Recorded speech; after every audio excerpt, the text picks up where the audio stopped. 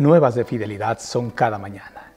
Queridos amigos, sin lugar a duda, Dios es bueno, es misericordioso y nos permite estar reunidos una vez más para disfrutar del mensaje lindo que emana del pensamiento divino. Por eso decimos: lámpara es a mis pies tu palabra y lumbrera a mi camino. Querido Padre, en este momento suplicamos humildemente tu bendición, que ilumines nuestra mente, que la revelación que diste a tus siervos los profetas y a los apóstoles pueda ser para nosotros una inspiración. Sobre todo, Señor, danos un corazón limpio, libre de todo pensamiento negativo, y pone en nuestro corazón un deseo ferviente de obedecer tu palabra. En el nombre de Jesús lo agradecemos todo. Amén, amén y amén. Hoy te presento el reposo divino, el reposo del sábado y el gozo en la eternidad. Dice la palabra de Dios: y de mes en mes y de día de reposo en día de reposo vendrán todos a adorar delante de mí, dijo Jehová. Isaías 66, 23. Y de mes en mes y de día de reposo en día de reposo vendrán todos a adorar delante de mí, dijo Jehová. Isaías 66, 23. Por fin Jesús descansaba. El largo día de oprobio y tortura había terminado. Al llegar el sábado con los últimos rayos del sol poniente, el Hijo de Dios yacía en quietud en la tumba de José. Terminada su obra, con las manos cruzadas en paz, descansó durante las horas sagradas del sábado. Al principio el Padre y el Hijo habían descansado el sábado después de su obra de creación. Cuando fueron acabados los cielos y la tierra y todo el ejército de ellos, el Creador y todos los seres celestiales se regocijaron en la contemplación de la gloriosa escena. Cuando alababan todas las estrellas del alba y se regocijaban todos los hijos de Dios. Ahora Jesús descansaba de la obra de la redención, y aunque había pesar entre quienes le amaban en la tierra, había gozo en el cielo. La promesa de lo futuro era gloriosa a los ojos de los seres celestiales.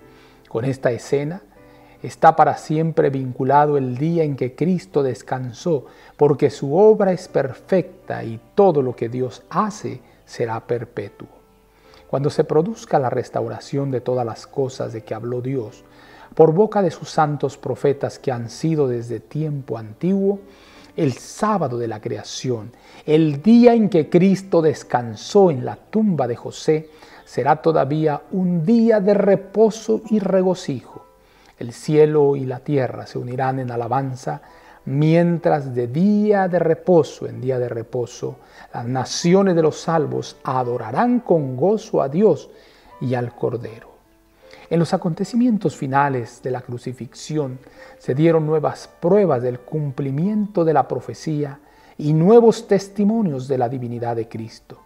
Cuando las tinieblas se alzaron de la cruz y el Salvador hubo exhalado su clamor moribundo, inmediatamente se oyó otra voz que decía: verdaderamente, este era Hijo de Dios.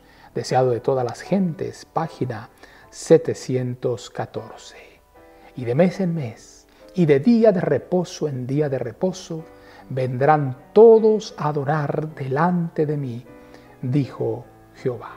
Isaías 66, 23.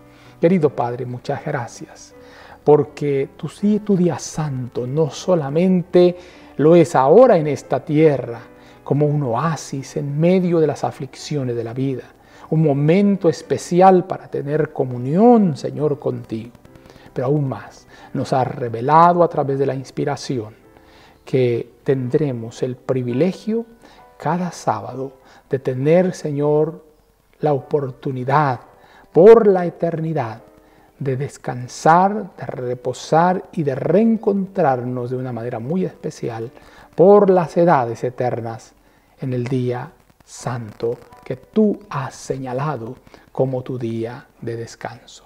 Quédate en nuestro corazón, quédate en nuestra mente. En el nombre poderoso de Jesús lo agradecemos todo.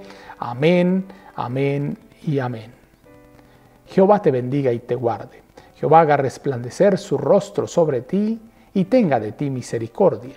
Jehová alce a ti su rostro y ponga en ti paz. Y no lo olvides, conserva una sonrisa en tus labios, una oración en la mente y una canción en el corazón. Hasta la próxima.